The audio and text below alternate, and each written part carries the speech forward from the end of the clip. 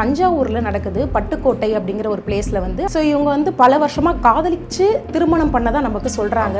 6 வருஷம் ஆகுது அப்படிங்கிற மாதிரி சொல்றாங்க. திருச்சியில தான் வந்து அவங்க வீடு எடுத்து தங்கி இருந்து அங்கதான் அவங்க தொழில் பண்ணதாகவும் சொல்றாங்க. ராஜ்ன்றவர் ஒரு டிரைவராகவும் இருக்காரு. இவங்க வந்து ஒரு பியூட்டிஷியன் சலூன்ல வந்து ஒர்க் பண்றதா நமக்கு சொல்றாங்க. சடனா ஒரு நள்ளிரவுல ஹஸ்பண்ட் போயிட்டு கதவை தட்டும் பொழுது ஒய்ஃப் வந்து வேற ஒரு நபர் கூட இருக்காங்க. இவர் போயிட்டு கேட்குறாரு, வெளியில வான்னு ஒரு வாங்க ப்ரோ யார் உள்ள இருக்கீங்க அப்படின்னு கேட்கும் பொழுது மனைவி வந்து பொறுமையாரு நான் கூப்பிடுறேன் அப்படின்னு சொல்லி அவங்க பேசுற தோரணையே பார்த்தீங்கன்னா, நான் இருந்திருந்த அறைக்கு பார்த்தீங்கன்னா நான் இருக்கிறது ஒரு லேடிஸ் ஹாஸ்டல். அந்த லேடிஸ் ஹாஸ்டல் பக்கத்தில் பார்த்தீங்கன்னா அவங்களுடைய சக தோழிகள் வந்து அங்கே தங்கியிருக்காங்க. ஸோ இந்த விஷயங்கள் எல்லாம் வச்சு பார்க்கும்பொழுது அவங்க டிவோர்ஸும் கொடுக்கறதுக்கு ரெடியாக இல்லை. அதே சமயத்தில் கணவனை ஏமாற்றணும் அப்படிங்கிற ஒரு மோட்டிவும் வெளியே வருது. ஸோ இந்த இன்சிடெண்ட்டில் அவர் சொல்ல வர்றது என்னென்னா, என்னுடைய மனைவி வேற ஒரு நபர் கூட கள்ள தொடர்பில் இருந்ததுனால நான் பல முறை கண்டித்தேன், அவங்க அதை ஏற்றுக்கல. அப்படின்னு இருக்கும்பொழுது நான் என் மனைவியை கிழிச்சு போட்டு வந்துட்டேன். என்னை தினமும் வீட்டில் வந்து சண்டை போடுறது, கொடுமைப்படுத்துறது, அது இல்லாமல் நான் அழகாக இருக்கிறதுனால தான் நான் வேலைக்கு போகிறேன் அப்படின்னு சொல்லி என்ன மொட்டையும் அடிச்சிருக்காரு. ஸோ இந்த மாதிரி நிறைய வந்து மன ரீதியாகவும் உடல் ரீதியாகவும் எனக்கு நிறைய கணவன் மனைவி பிரச்சனைல அதிகமாக பாதிக்கப்படுறதுன்னு பார்த்தா கண்டிப்பாக வந்து குழந்தைகள் தான். ஸோ அப்பா அம்மா பாசங்கள் இருக்காது, அவங்கள கைட் பண்ணுறதுக்கு ஆள் இருக்க மாட்டாங்க. இப்போ வரைக்கும் நான் இன்னைக்கு கேஸ் ஃபைல் பண்ணுறேன், இப்போ வரைக்கும் என்னுடைய மனைவியோ கணவனோ தொடர்ந்து ஒரு தகாத உறவில் இருக்காங்க அப்படின்னு சொல்லி உங்ககிட்ட ப்ரூஃப் இருக்குது, அதை கோர்ட்டில் நீங்கள் சப்மிட் பண்ணுறீங்க அப்படின்னு வரும்பொழுது அவங்களுக்கு மெயின்டெனன்ஸ் கிடையாது. டிவோர்ஸ் டைமில் ஒரு வார்த்தை சொல்லுவாங்க, அவளை சும்மா விட மாட்டேன் மேடம், என்னை வந்து ஏமாத்திருக்கா மேடம், அடல்ட்ரி பண்ணி என்னை ஏமாத்திட்டா. ஸோ அவங்களுடைய பார்வை என்ன இருக்குன்னா, அந்த டிவோர்ஸை தாண்டி இப்போ இந்த மாதிரி அப்பரில் இருக்கவங்க சஸ்பென்ஷன்ஸ் வந்து சோஷியல் மீடியாவில் எக்ஸ்போஸ் பண்ணுறது லீகலாக எந்த மாதிரியான பிரச்சனையாக இருக்கும்? ஒரு நார்மலாக ஒரு வீடியோ எனக்கு பிரச்சனை இருக்குது அப்படிங்கிறது நீங்கள் போடுறதே கூட உங்களுடைய எமோஷனல் கனெக்ஷனால நீங்கள் ஏதாவது ஒரு வார்த்தையில் நீங்கள் விட்டிங்கன்னா கூட சோஷியல் மீடியாவுக்கு பவர் ரொம்ப ஜாஸ்தி. ரெண்டாவது போகிறாங்கன்னா நம்மளை விட்டு போகிற விஷயங்களை தயவு செஞ்சு விட்டுருங்க. அது விட்டுட்டிங்கன்னா என்னைக்காவது ஒரு நாள் அடிபட்டு கண்டிப்பாக நம்ம கிட்ட வரும். ஏன்னா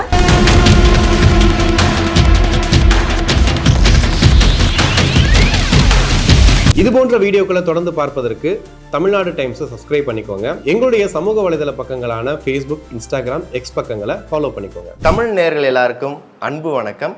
இன்னைக்கு நம்ம கூட அட்வொகேட் கீர்த்தனா இருக்காங்க. வணக்கம் மேம். வணக்கம். எப்படி இருக்கீங்க? நல்லா இருக்கேன், நீங்கள் எப்படி இருக்கீங்க? சூப்பராக இருக்கேன் மேம். இப்போ ரீசெண்டாக ஒரு கேஸ் பார்த்துருப்பீங்க, அக்ஷயா அண்ட் தர்மராஜ் அவங்க கேஸு. ரெண்டு பேருமே அவங்க சைடில் உள்ள ஜஸ்டிஸை ப்ரூவ் பண்ணுறதுக்காக வீடியோ போட்டிருப்பாங்க இல்லையா? இதில் யார் சைடு கரெக்டான, அதாவது அவங்க பக்கம் நியாயம் இருக்குங்கிற மாதிரி சொல்கிறாங்க. ஒரு பக்கம் அவங்க தர்மராஜ் ஒரு பக்கம் வீடியோ போடுறாங்க, அதுக்கு ரிப்ளை கொடுக்குற மாதிரி அடுத்த நாள் நெக்ஸ்ட் டே அவங்களும் ஒரு வீடியோ போடுறாங்க. யார் பக்கம் கரெக்டான ஒரு ஜஸ்டிஸ் இருக்குன்னு நினைக்கிறீங்க? இந்த சம்பவத்தில் பார்த்தீங்கன்னா 3 விதமான வீடியோக்கள் நமக்கு பதிவாகுது. அதில் முதல் வீடியோ என்ன அப்படின்னு பார்த்தீங்கன்னா, அக்ஷயா வந்து ஒரு கல்ல இருக்கிறதாகவும் அவங்க அந்த வீட்டிலேருந்து வெளியே வரா மாதிரி ஒரு பதிவு வருது. அது சம்மந்தப்பட்ட அவங்களுடைய கணவர் வந்து ஒரு வீடியோ வந்து வெளியிடுறாரு. அந்த வீடியோவில் என்ன சொல்கிறாருன்னா, தன்னுடைய மனைவி வந்து கல்யாணம் பண்ணி வந்திருக்காங்க, நான் பல முறை வந்து அவங்க கிட்ட சொல்கிறேன், ஆனால் அவங்க வந்து அதுலேருந்து வெளியே வராமல் இருக்கிறதுனால அவங்கள நான் வந்து கிழிச்சு போட்டு வந்துட்டேன். இப்போ நானும் குழந்தையும் தான் இருக்கும், அந்த குழந்தைய கொண்டுட்டு நானும் வந்து பண்ணிக்கல அப்படிங்கிற ஒரு பதிவை வந்து அவர் வெளியிடுறாரு. இது எப்படி நடக்குது அப்படின்னு பார்த்தீங்கன்னா, இது தஞ்சாவூரில் நடக்குது. பட்டுக்கோட்டை அப்படிங்கிற ஒரு பிளேஸில் வந்து அங்கே தான் தர்மராஜன்றவர் இருக்கார். ஸோ இவங்க வந்து பல வருஷமாக காதலிச்சு திருமணம் பண்ணதான் நமக்கு சொல்கிறாங்க. 6 வருஷம் ஆகுது அப்படிங்கிற மாதிரி சொல்கிறாங்க. திருச்சியில் தான் வந்து அவங்க வீடு எடுத்து தங்கியிருந்து அங்கே தான் அவங்க தொழில் பண்ணதாகவும் சொல்கிறாங்க. தர்மராஜன்றவர் ஒரு டிரைவராகவும் இருக்கார். இவங்க வந்து ஒரு பியூட்டிஷியன் சலூனில் வந்து ஒர்க் பண்ணுறதா நமக்கு சொல்கிறாங்க. ஸோ பல முறை வந்து அக்ஷயா வந்து வேற ஒரு நபர் கூட வந்து கள்ள தொடர்பில் இருந்ததை பல வாட்டி இவர் கண்டிச்சிருக்காரு, அது கேட்காம இருந்திருக்காங்க. இதனால நிறைய சண்டைகள் ஏற்பட்டு 2 பேரும் நிறைய வாட்டி பிரிஞ்சு ஒன்றா சேர்றது அப்படிங்கிற மாதிரி அவங்களுடைய வாழ்க்கையில் நடந்துட்டு வந்துட்டு இருக்கு. ஸோ இதே மாதிரி தான் என்ன பண்ணுறாங்க, அதே மாதிரி அவங்க பிரிஞ்சு தனித்து திருச்சிக்கு அகைன் வந்துடுறாங்க. வந்து அவங்க ஒர்க் பண்ணிட்டு இருக்க டைமில் தர்மராஜ் என்ன சொல்கிறாருன்னா, கரெக்டாக ஜூன் 1ஆம் தேதி திரும்பி அவங்கள போயிட்டு கன்வின்ஸ் பண்ணி வீட்டுக்கு கூட்டிகிட்டு வந்து வாழலாம் அப்படின்னு வரும்போது கரெக்டாக ஜூன் 3ஆம் தேதி அகைன் சண்டை நடக்குது. திரும்பி அவங்க 2 பேர் பிரிஞ்சிடுறாங்க. ஸோ இந்த விஷயங்கள் எல்லாமே போயிட்டுருக்க டைமில் சடனாக தர்மராஜ் வந்து ஒரு வீடியோவை வெளியிடுறாரு. அந்த வீடியோவில் தான் நம்ம பார்க்கும்பொழுது அக்ஷயா வந்து வேற ஒரு தொடர்பில் இருக்கிறதாகவும் சடனாக ஒரு நள்ளிரவில் ஹஸ்பண்ட் போயிட்டு கதவை தட்டும் பொழுது ஒய்ஃப் வந்து வேற ஒரு நபர் கூட இருக்காங்க. இவர் போயிட்டு கேட்குறாரு, வெளியில வான்னு ஒரு வாங்க ப்ரோ யார் உள்ளே இருக்கீங்க அப்படின்னு கேட்கும் பொழுது மனைவி வந்து இரு பொறுமையா இரு நான் கூப்பிடுறேன் அப்படின்னு சொல்லி அவங்க பேசுகிற தோரணையே பார்த்தீங்கன்னா வேற மாதிரி தான் இருக்குது. உள்ளேருந்து ஒரு நபர் வெளியே வராரு, அதுக்கப்புறம் பார்த்தீங்கன்னா அந்த பதிவு வந்து நமக்கு அதோட கட் ஆயிடுது. ஸோ இந்த இன்சிடெண்ட்டில் அவர் சொல்ல வர்றது என்னென்னா, என்னுடைய மனைவி வேற ஒரு நபர் கூட கள்ள தொடர்பில் இருந்ததுனால நான் பல முறை கண்டித்தேன், அவங்க அதை ஏற்றுக்கல அப்படின்னு இருக்கும் பொழுது நான் என் மனைவியை கிழிச்சு போட்டு வந்துட்டேன். பெரிய லெவலில் ஒரு இம்பேக்டை கிரியேட் பண்ணுறது எல்லாருமே அதை பற்றி தான் நம்ம வந்து பேசிகிட்டு இருக்கோம்.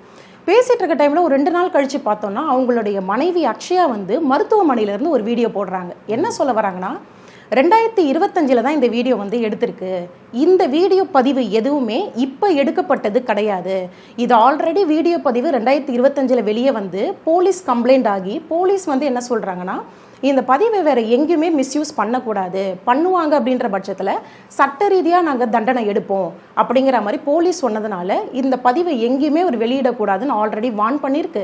அதையும் மீறி தான் இவர் வந்து இந்த பதிவை வெளியிட்டிருக்காரு. இது மட்டும் இல்லாமல் அவங்க கஞ்சா அடிக்கிறது, போதை பழக்கத்துக்கு நிறைய அடிமையாக இருந்து என்னை தினமும் வீட்டில் வந்து சண்டை போடுறது, கொடுமைப்படுத்துறது, அது இல்லாமல் நான் அழகாக இருக்கிறதுனால தான் நான் வேலைக்கு போகிறேன் அப்படின்னு சொல்லி என்னை மொட்டையும் அடிச்சிருக்காரு. ஸோ இந்த மாதிரி நிறைய வந்து மன ரீதியாகவும் உடல் ரீதியாகவும் எனக்கு நிறைய தொந்தரவு வந்து என் ஹஸ்பண்ட் வந்து கொடுத்துருக்காரு. இதையும் தாண்டி தான் அவர் இந்த வீடியோ வெளியிட்டது மட்டும் இல்லாமல், நான் இருந்திருந்த அறைக்கு பார்த்தீங்கன்னா நான் இருக்கிறது ஒரு லேடிஸ் ஹாஸ்டல். அந்த லேடிஸ் ஹாஸ்டல் பக்கத்தில் பார்த்தீங்கன்னா அவங்களுடைய சக தோழிகள் வந்து அங்கே தங்கியிருக்காங்க. அந்த வீடியோ பதிவில் தர்மராஜ் வந்து பதிவிட்ட அந்த வீடியோவில் பார்த்தீங்கன்னா என்னை மட்டும்தான் அவர் கவர் பண்ணுறாரு, பக்கத்தில் இருந்த சக தோழிகளை வந்து அவர் கவரே பண்ணவே இல்லை. ஸோ என்னை மட்டும் கவர் பண்ணி என்ன ஒரு குற்றவாளியாக அதில் போர்ட்ரேட் பண்ணுறாரு அப்படிங்கிற மாதிரி சொல்கிறாங்க. ஆனால் நம்மளுடைய பார்வையில் அந்த வீடியோவை எடுத்து பார்த்தா நமக்கு ஒரு விஷயம் தெளிவாக புரியும். என்ன எல்லாருடைய கேள்வியாகவும் அன்றைக்கி இருந்தது, நம்ம பார்வைன்னு மட்டும் இல்லாமல் மக்களுடைய பார்வையாகவும் இருந்த விஷயம் என்னென்னா, ஒரு லேடிஸ் ஹாஸ்டலுக்குள்ளே ஜென்ஸ் எப்படி உள்ளே இருந்து வெளியே வர முடியும்? நீங்கள் அந்த வீடியோவில் தெளிவாக பார்த்தீங்கன்னா தெரியும், ஒரு வெள்ளை கலர் ஷர்ட் போட்டுட்டு ஒருத்தர் பட்டனை வந்து அவுத்து விட்டுட்டு உள்ளேருந்து வெளியே வருவார். ஸோ இது எல்லா மக்களும் பார்த்தாங்க. பார்க்கும் பொழுது அப்போ அதில் ஒரு பொய் இருக்குது அப்படிங்கிறது எல்லாருக்கும் தெளிவாக தெரியுது. அவ்வளோ பிரச்சனைகள் அங்கே நடக்கும் பொழுது யாரும் வந்து தடுக்கலை. எந்த ஒரு விஷயமே பார்த்தீங்கன்னா இங்கே அக்ஷயா சொல்கிற மாதிரி அதுக்கான ஒரு எந்த ஒரு ஆதாரமுமே இல்லாத மாதிரி தான் நமக்கு தோற்றமளிக்குது. ஸோ இந்த வீடியோவை இமிடியேட்டாக டெலீட் பண்ணணும், இந்த வீடியோவில் வர காட்சிகள் எதுவுமே உண்மையானது கிடையாது அப்படிங்கிற மாதிரி சொல்கிறாங்க.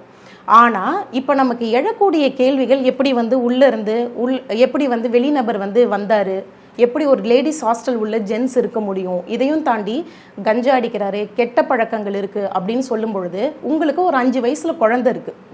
இப்போ தர்மராஜுக்கும் அக்ஷயாவுக்கும் பார்த்தீங்கன்னா 5 வயசில் ஒரு பையன் இருக்கான். அப்போது பையன் முழுக்க யாரோட கஸ்டடியில் இருந்திருக்கான் அப்படின்னு பார்த்தீங்கன்னா தர்மராஜோட கஸ்டடியில் தான் இருந்திருக்காரு. இவ்வளோ பிரச்சனைகள் இருக்குது அப்படின்னும் பொழுது அந்த குழந்தை ஒன்று கூட இருந்திருக்கணும், இல்லை நீங்கள் டிவோர்ஸ் அப்ளை பண்ணியிருக்கணும். அதுக்கான எந்த ஒரு விஷயமே பண்ணலை. இதெல்லாம் நடந்துட்டு இருக்க கொஞ்ச நாளில் அவருடைய நண்பர் ஒரு வீடியோ வெளியிடுறாரு. அந்த வீடியோவில் என்ன சொல்கிறாங்கன்னு பார்த்தீங்கன்னா, முழுக்க இவங்க ஸ்ரீரங்கத்தில் அந்த ஜோஷ்வான்ற பையனுக்கு சலூன் ஒன்று வச்சு கொடுத்துருக்காங்க. ஜோஷ்வான்றது யாருன்னா அக்ஷயா கூட தொடர்பு இருக்கக்கூடிய அந்த பர்சனுக்கு வந்து ஸ்ரீரங்கத்தில் ஒரு சலூன் வச்சு கொடுத்துருக்காங்க. இவ்வளோ விஷயங்கள் நடந்துட்டு இருக்க டைமில் தர்மராஜ் வந்து டிவோர்ஸ்க்காக நிறைய வாட்டி கேட்டதும் இருக்காரு. எதனால் கேட்டிருக்காருன்னா, கள்ள தொடர்பில் இவங்க இருக்கிறதுனால எனக்கு டிவோர்ஸ் வேணும்னு கேட்டிருக்காரு. அது ஒரு வாட்டியும் டினை பண்ணதும் அக்ஷயா தான். ஸோ இந்த விஷயங்கள் எல்லாம் வச்சு பார்க்கும் பொழுது அவங்க டிவோர்ஸும் கொடுக்கறதுக்கு ரெடியாக இல்லை. அதே சமயத்தில் கணவனை ஏமாற்றணும் அப்படிங்கிற ஒரு மோட்டிவும் வெளியே வருது. குழந்தைய பற்றியும் அவங்க யோசிக்கலை, கணவரை பற்றியும் யோசிக்கலை. குழந்தைக்கு இவ்வளோ துன்புறுத்தல் இருக்குது அப்படிங்கிறதையும் அந்த வீடியோவில் வெளியிட்டிருக்காங்க. மேபி அவங்க சொல்லும் பொழுது இதையும் தாண்டி என்ன மேம் நீங்கள் அக்ஷயா மட்டுமே சொல்கிறீங்க அப்படின்னு கேட்டால் அந்த கணவர் மேலேயும் ஒரு தப்பு இருக்குது.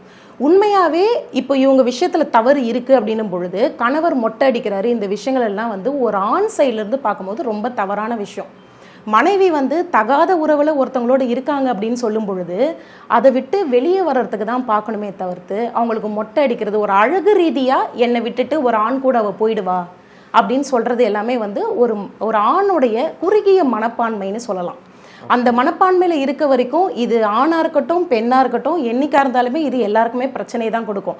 ஆனால் ஒரு மக்களுடைய பார்வையிலிருந்து பார்க்கும் பொழுது இப்போ நீங்களும் நானும் அந்த இடத்துல இருக்கோம். ஒரு 10 வருஷம் ஒருத்தரை நான் காதலிக்கிறேன், நான் வந்து ஒரு திருமண வாழ்க்கையில் இருக்கும் பொழுது என்ன அவங்க ஏமாத்துறாங்க அப்படின்னு வரும்பொழுது நான் சும்மா இருப்பேனா?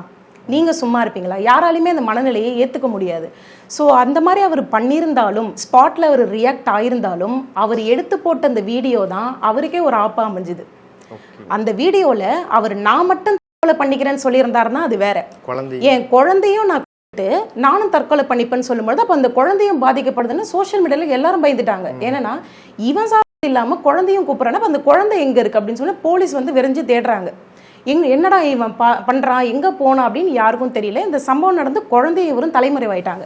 அதுக்கப்புறம் எல்லாரும் போய் பார்க்கும்பொழுது அந்த குழந்தையும் இவங்களும் எதுவும் பண்ணலை. அதான் சொல்லுவாங்க இல்லையா, தற்கொலைக்கு கூட ஒரு தைரியம் வேணும்னு சொல்லி. ஸோ அந்த தைரியம் இல்லையா என்னன்றது தெரியல. அவர் அந்த தற்கொலை அப்படின்ற ஒரு விஷயத்தை வீடியோவில் பதிவிட்டாரே தவிர அதுக்கான எந்த ஒரு விஷயமே நிஜத்தில் ஒரு பண்ணலை. அது வந்து நமக்கு சாதகமாக அமைஞ்சதுனால அந்த குழந்தையை மீட்டெடுத்துட்டாங்க. ஸோ ஒரு காப்பகத்துலேயும் இது பண்ணிட்டாங்க, கூட்டிகிட்டு போய் அந்த குழந்தையை விட்டுட்டாங்க. அந்த குழந்தை இப்போ சேஃபாக தான் இருக்குது. என்னென்னா அந்த வீடியோ ஒரு வெளியிட்டதுனாலையும் ஒய்ஃப் இப்படி பண்ணிட்டாங்க அப்படின்னு சொல்லி அவர் வந்து கையில் கிழிச்சிட்டேன்னு சொல்லி அவரே நமக்கு ஆதாரம் கொடுத்ததுனாலையும் கடைசியில் இவர் மேலே தான் நமக்கு கேஸ் ஃபைல் ஆச்சு. போலீஸ் வந்து அரெஸ்ட் பண்ணுறாங்க. இவங்க வந்து இப்போ அட்டெம்ப்ட் மர்டர் ஆயிருக்கு. இவங்க மேலே வந்து கொலை முயற்சி இதெல்லாம் பண்ணதுக்காக ஒரு 4-5 செக்ஷனை கூட போட்டு அவங்களுக்கு வந்து ஆயுள் கால தண்டனை வரைக்கும் உட்கார வச்சுட்டாங்க. ஸோ 2 பேரோட கதையில் பார்க்கும்பொழுது மனைவி கணவன் 2 பேர் மேலேயுமே இதில் தவறுதல் இருக்குது. ஆணுடைய ஒரு குறுகிய மனப்பான்மைன்னு ஒரு பக்கம் இருந்தாலும் அடல்ட்ரின்னு ஒரு விஷயம் இதில் இன்வால்வ் ஆகிருக்கு, தொடர்புன்னு ஒரு விஷயம் இன்வால்வ் ஆகிருக்கு. கணவனையும் குழந்தையையும் மனைவி வந்து பெருசாக கருதலை. அவங்களுடைய சுய தேவை, அவங்களுடைய சுய துக்கம் இதை வந்து பகிர்ந்துக்கிறதுக்கு ஒரு வெளிநபரை தேடி இருக்காங்க. ஸோ அவங்க மேலேயும் தப்பு இருக்குது, இவங்க மேலேயும் தப்பு இருக்குது. ஓகே, இப்போ நிறைய பேர் அந்த வீடியோ பார்த்துட்டு இருக்கவங்கலாம் என்ன சொன்னாங்கன்னா, இப்போ வந்து அஃபேரில் இருந்தால் அவங்க ஏன் டைவர்ஸ் அப்ளை பண்ணக்கூடாது, ஏன் அவங்க ஒன்றா சேர்ந்து வாழ்கிறாங்க அப்படின்ற மாதிரி ஒரு விஷயம் சொல்கிறாங்கல்ல. இன்னொன்று அஃபேரில் இருந்தால் அவங்க இமீடியட்டாக ஆக்ஷன் எடுத்துடுறாங்க, எமோஷனலாக என்ன வேணாலும் பண்ணிடுறாங்க. அது டைவர்ஸ் அப்ளை பண்ணால் இப்போ 2 பேருக்குமே ஒரு சுமூகமான ஒரு வார்த்தை போயிடும் இல்லையா, இது ஏன் பண்ணல? இது இன்கேஸ் ஒரு ஜென்ரலாகவும் கேட்குறேன், இது வந்து பாசிபிள் இருக்குமா? அடல்ட்ரிக்கு மெயினாக நமக்கு டிவோர்ஸ் தான் வாங்கணும். ஆனால் நம்ம ஸ்பாட்டில் பர்சன்ஸ் யாருமே அந்த எமோஷன்ஸை கண்ட்ரோல் பண்ண முடியல. 2வது ஒரு கேள்வி என்னென்னா, இந்த சம்பவம் கிடையாது, ஜென்ரலாக நம்ம ஃபேமிலி கேசஸில் எடுத்தோன்னா ஃபேமிலி கோர்ட்டில் நம்ம பார்க்குற கேசஸில் கணவன் மனைவி என்ன சொல்கிறாங்கன்னு கேட்டிங்கன்னா, நிறைய கணவன்மார்களும் சரி இல்லை பெண்களுமே சரி டிவோர்ஸ் டைமில் ஒரு வார்த்தை சொல்லுவாங்க, அவளை சும்மா விட மாட்டேன் மேடம், என்னை வந்து ஏமாத்திருக்கா மேடம், அடல்ட்ரி பண்ணி என்னை ஏமாத்திட்டா.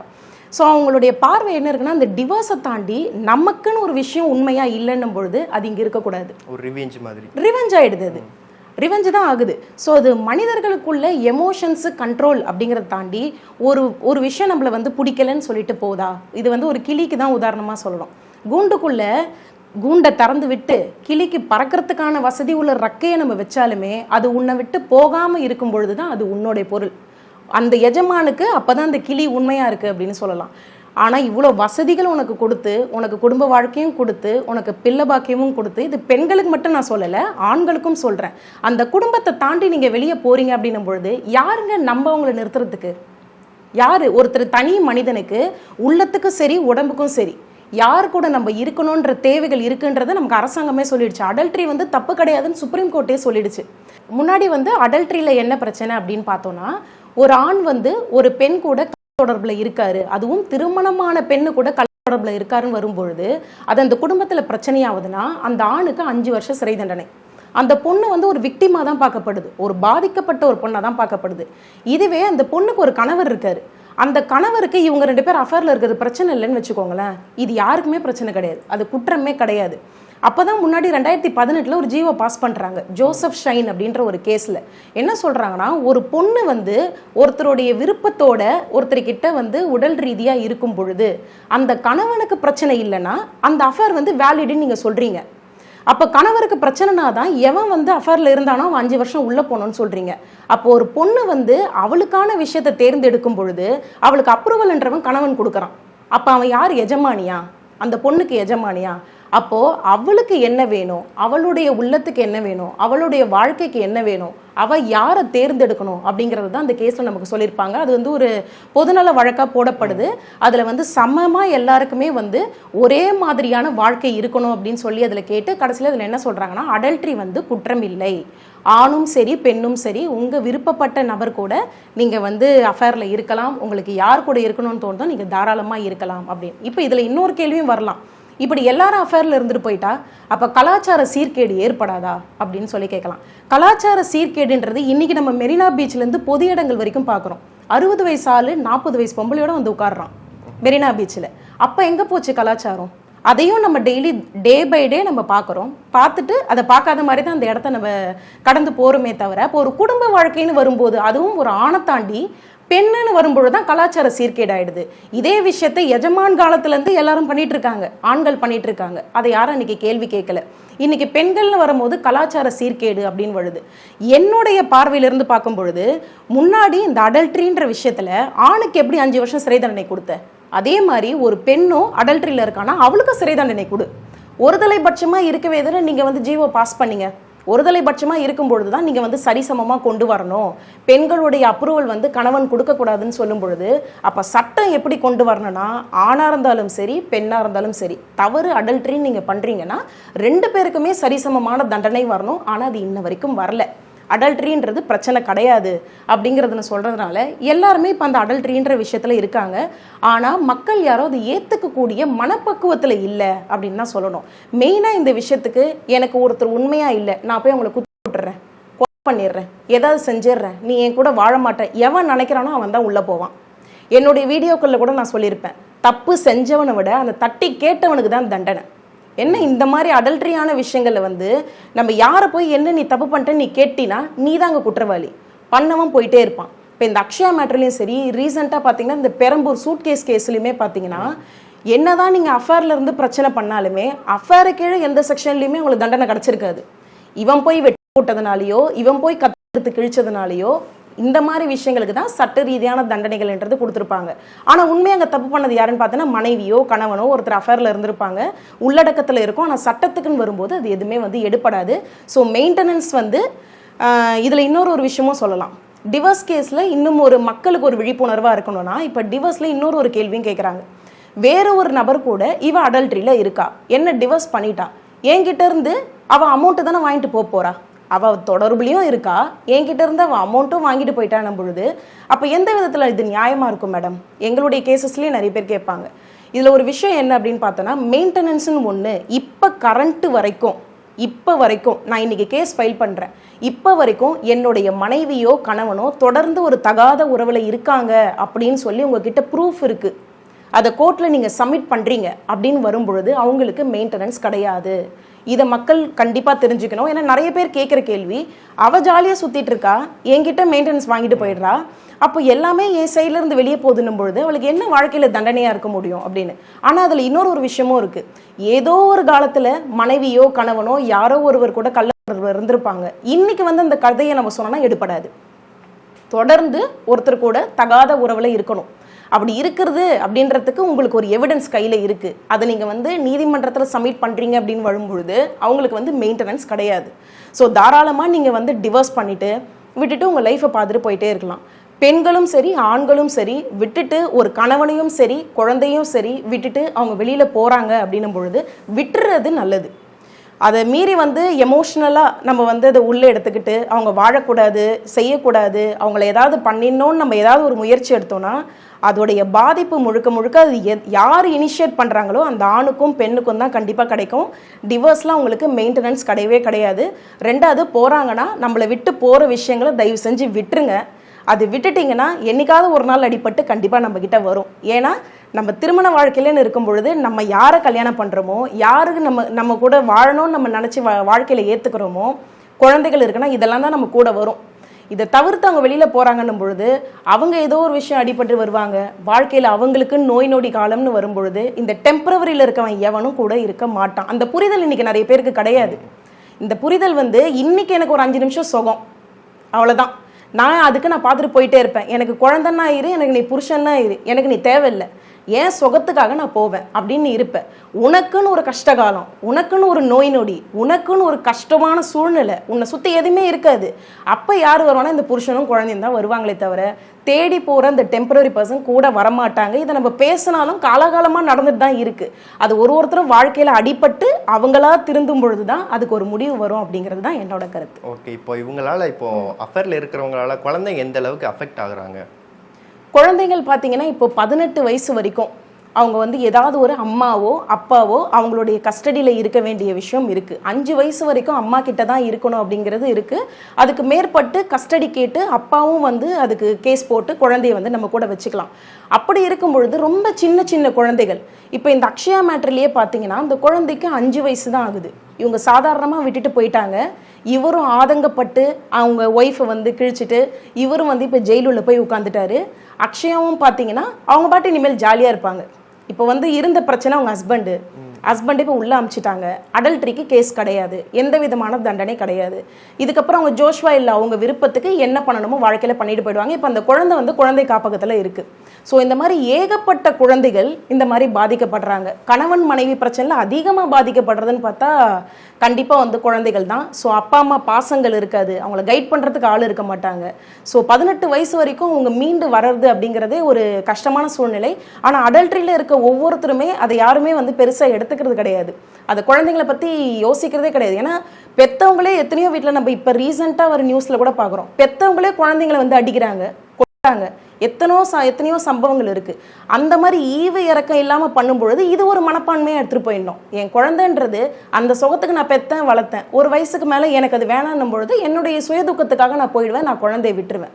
ஸோ இதனால குழந்தையோட மனநிலை பாதிக்கப்படும். தனியாக அவங்க இருக்கிறதுனால அவங்களுக்கு எந்த ஒரு கைடன்ஸ் இருக்காது, அவங்க வாழ்க்கையை அவங்க தான் பார்த்துக்கணும்.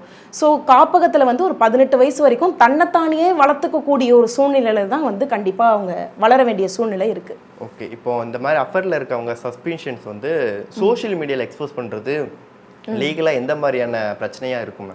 இப்போ சோஷியல் மீடியாவில் இவங்க போட்டது, இப்போ தர்மராஜ் கதையில் பார்த்தீங்கன்னா அவருக்கே பிரச்சனையாச்சு. ஆமாம், கரெக்டுங்களா? அவர் போட்டது வந்து அவருக்கே பிரச்சனையாகுது. ஒரு நார்மலாக ஒரு வீடியோ எனக்கு பிரச்சனை இருக்குது அப்படிங்கிறது நீங்கள் போடுறதே கூட உங்களோட எமோஷனல் கனெக்ஷனால நீங்கள் ஏதாவது ஒரு வார்த்தையில் நீங்கள் விட்டிங்கன்னா கூட சோஷியல் மீடியாவுக்கு பவர் ரொம்ப ஜாஸ்தி. அந்த எலக்ட்ரானிக் ஐட்டமே உங்களுக்கு ஒரு எவிடன்ஸாக மாறும்.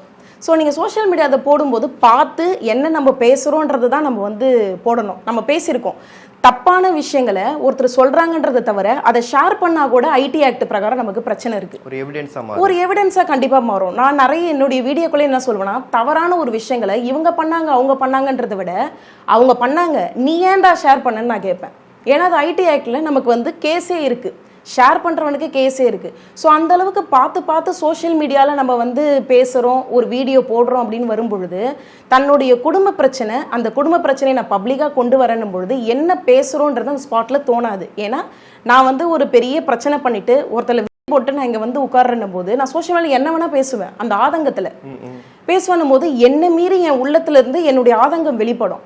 அது வந்து எந்த விதத்திலுமே உங்களுக்கு பிரயோஜனப்படாது. கண்டிப்பாக அது சட்ட ரீதியான பிரச்சனைகள் தான் ஆகும். இந்த தர்மராஜ் பிரச்சனையில் கூட அவர் வந்து குழந்தைய வந்து நானும் சொன்னதும் சரி, மனைவி வந்து கிழிச்சு போட்டுருவேன்னு சொன்னதும் சரி, இது எல்லாமே அவருக்கு எதிராகவே ஒரு எவிடன்ஸாக கிரியேட் ஆகி அவர் உள்ளே போகிறதுக்கு ஒரு காரணமாயிடுச்சு. கண்டிப்பாக குடும்ப பிரச்சனைகள் எது வந்தாலுமே அதை சோஷியல் மீடியாவில் பகிராமல் இருக்கிறது நல்லது. மற்றபடி நீங்கள் நல்ல விஷயங்கள் பேசி போடுறீங்க அப்படின்னும் பொழுது பரவாயில்ல. அதை வந்து ஒரு எமோஷ்னலான ஒரு விஷயங்களுக்காக நீங்கள் சோஷியல் மீடியாவில் வரீங்க அப்படின்னும் பொழுது கண்டிப்பாக அது ஐடி ஆக்ட் பிரகாரமும் சரி, பிஎன்எஸ் அடிப்படையிலையும் கண்டிப்பாக அது கேஸ் ரிஜிஸ்டர் ஆகும். அது நமக்கே திரும்புறதுக்கு அதிக வாய்ப்புகள் இருக்குது. இப்போ ஃபைனலாக ஒரு கொஸ்டின், இப்போ நீங்கள் சொல்லியிருந்த விஷயத்தை வச்சு பார்க்க வரப்போ ஆண்களும் பெண்களும் இப்போ அடல்ட்ரிங்கிற விஷயத்தை எப்படி ஃபேஸ் பண்ணணும்னு நினைக்கிறீங்க இந்த சொசைட்டியில்? அடல்ட்ரியில் வந்து மூணு விதமாக இதை நம்ம சொல்லலாம். ஆண்கள் வந்து குடிச்சிட்டு வீட்டுக்கு வர்றது, ஒய்ஃப் கிட்ட வந்து டைம் ஸ்பெண்ட் பண்ணாமல் இருக்கிறது. இப்போது வந்து நம்ம நிறைய வெளியில் வந்து வேலை பார்க்குறோம், இந்த மாதிரி விஷயங்கள்லாம் நமக்கு பெண்களுக்கு நிறைய சுதந்திரம் இருந்தாலும் அந்த 4 செவத்துக்குள்ளே இருக்கக்கூடிய பெண்களும் இங்கே இருக்காங்க. ஸோ அந்த ஒய்ஃபோடைய ஃபீலிங்ஸுக்கு எதுவுமே இடம் கொடுக்காம, குடும்ப பொறுப்பை எதுவுமே ஏற்று நடத்தாமல் குடிகார ஒரு கணவராக இருந்துட்டு அப்படி வீட்டில் இருக்கும் பொழுது மனைவி வந்து அதுக்கான ஒரு நட்பையோ ஒரு ஆறுதலையோ வெளியில் தேடி போகிறது ஒரு பக்கம். அதே மாதிரி மனைவி பார்க்கும் பொழுது ஒரு கணவருக்கு அவர் மேலே ஒரு சுமையை வந்து செலுத்துறது, புரிஞ்சிக்க முடியாமல் இருக்கிறது, குடும்பத்தோடைய மொத்த பாரத்தை ஒரு கணவர்கிட்ட கொடுக்கும் பொழுது அவருக்கு ஒரு நட்பாக பேசுறதுக்கு ஆட்கள் கிடையாது, அவருடைய ஃபீலிங்ஸை ஷேர் பண்ணுறதுக்கு ஒரு ஆட்கள் கிடையாது. அப்படி இருக்கும் பொழுது வெளியில் ஒரு நட்பை தேடுறாரு, அது காதலாக மாறுது, அப்புறம் அது ஒரு கள்ள உறவாக மாறுது. இது ரெண்டுமே கரெக்டாக இருந்தாலும் நம்மளுடைய எத்தனையோ வழக்குகளில் பார்க்குறோம், அந்த வழக்குகளில் ஆணும் கரெக்டாக இருப்பார், பெண்ணும் கரெக்டாக இருப்பார். ஆனால் யாரோ ஒருத்தர் வெளியே வந்து ஒரு ஃபிசிக்கல் அஃபேரில் இருப்பாங்க, ஏன்னா அவங்களுக்கு ஃபிசிக்கல் சாட்டிஸ்ஃபேக்ஷன் இல்லை அப்படின்னு சொல்லிட்டு. ஸோ 2 பேர் கரெக்டாக இருந்தாலுமே இங்கே ஃபிசிக்கல் அப்படின்னு சொல்லிட்டு வந்து ஒரு விஷயம் ஸ்டாப் ஆகுது. ஸோ இது வந்து நம்ம சட்ட ரீதியாக பார்க்கணும் அப்படிங்கிறத விட எல்லாருக்குமே ஒரு தனி மனித ஒழுக்கம்னு ஒன்று இருக்குது.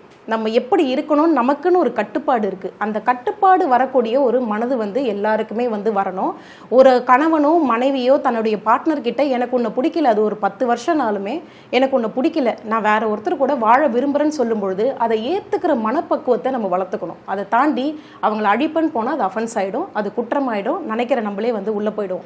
அதே மாதிரி பெண்களுக்கும் ஒரு விஷயம் சொல்கிறேன். ஆண்களை தவிரனா ஆண்களுக்கு மேலான சில விஷயங்கள் என்னென்னா சட்ட ரீதியாக நிறைய பெனிஃபிட்ஸ் இருக்குது. அவங்களுக்கு பார்த்தோன்னா மெட்டர்னிட்டி இருக்குது, டொமஸ்டிக் வயலன்ஸுக்கு இருக்குது, ப்ரிவென்ஷன் ப்ரொஹிபிஷன் ரெட்ரஸல் சொல்லுவாங்க. வேலை பார்க்குற இடத்துல கூட பாலியல் ரீதியான பிரச்சனைகள் இருந்ததுன்னா அதுலேருந்து அவங்க எப்படியெல்லாம் வெளியில் வரலான்னு சொல்லி. ஸோ ஆண்களோட கம்பேர் பண்ணும் பொழுது பெண்களுக்கு அதிகப்படியான சட்டங்கள் இருக்குது. அப்படிங்கிறதுனால அது அட்வான்டேஜ் எடுத்துக்கிற பெண்களும் நிறைய பேர் இருக்காங்க. ஸோ அதனால் அவங்களுடைய கட்டுப்பாடு என்ன அப்படிங்கிறத அவங்க தெரிஞ்சுக்கணும். அதையும் மீறி எனக்கு வெளியில் ஒரு உறவு தேவைப்படுது அப்படின்னா அது ஆணாக இருந்தாலும் பெண்ணாக இருந்தாலும் அதை ஓப்பனாக தன்னுடைய பார்ட்னர்கிட்ட சொல்லிவிட்டு நீங்கள் அழகாக டிவோர்ஸ் கொடுத்துட்டு உங்கள் வாழ்க்கைக்கு தேவையான ஒரு பார்ட்னரை நீங்கள் தேர்ந்தெடுத்துட்டு போயிடலாம். இதனால் குழந்தைங்களுடைய வாழ்க்கையும் பாதிக்காது, உங்களுடைய பார்ட்னருடைய வாழ்க்கையும் பாதிக்காது. இது 2 பேருக்குமே வந்து பொருந்தும் லீகலாக. ஓகே, கண்டிப்பாக நிறைய விஷயங்கள் இன்ட்ரெஸ்டிங்காக நிறைய பேருக்கு தெரியாத விஷயங்கள் கூட ஷேர் பண்ணீங்க. Thank you so much.